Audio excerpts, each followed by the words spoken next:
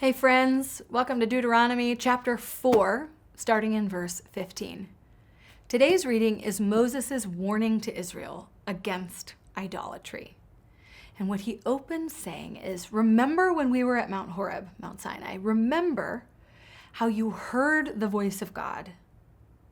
Now, when you leave here, don't go and make an image of God that you can see. It's like he knows we're tempted by what's concrete, what's material, and right in front of us. He says, remember the voice you heard. Remember what the voice did. Remember what God said. And then don't go and make some picture, some statue of, he says, of a man or a woman or an animal or a bird or a sun or the moon that God has made already. Don't make these cheap second place idols in place of God. And then he says this. But as for you, the Lord took you and brought you out of the iron smelting furnace, out of Egypt, to be the people of his inheritance, as you now are. Do you know what that imagery is? He's saying, don't make an image of God as a statue, because God has already made you his image in the world.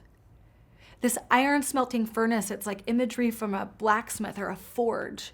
These are the kinds of places where idols were forged. And Moses is using that language to say, Israel, you are the idol.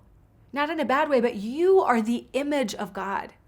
You as a people, as a nation, the way that you care for the oppressed and the poor, the way that you enact justice and don't give in to corruption and bribery, the way that you love one another, you are the image of God in the world.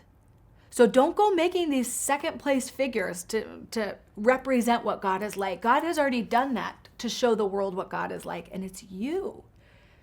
Which then throws us all the way back to creation in Genesis, when the man and the woman are created in the what?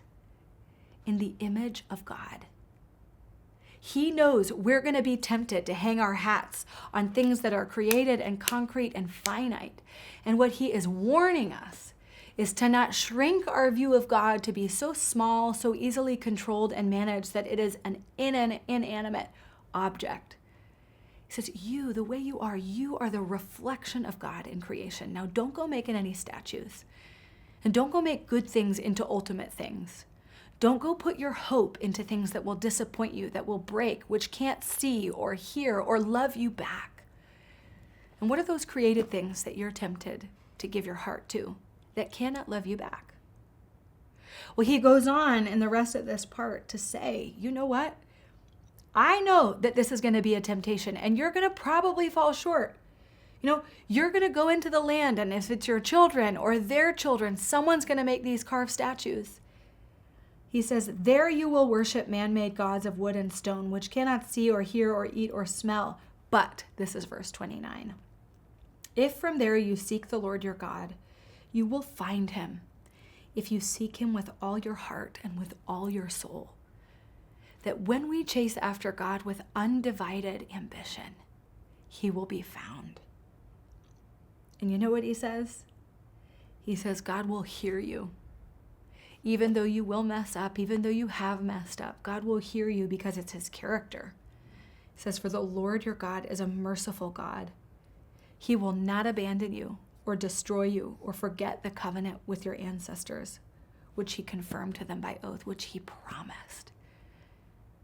I don't know what things you have traded for in place of God, what things your calendar's oriented around, what things your heart, your ambition, your time, your money, what those things are going towards. But Moses is clear, and I think it's clear to us too, that our number one priority should be listening to and following whatever God says. And when we mess up, because we will, when we turn back around and chase after God, he will be found by us, and he will not abandon us, and he will not destroy us, because he is faithful. Friend, you are the image of God on display in the world. Can you go be that image? Listen for his voice. Follow in his footsteps, because he is faithful and good.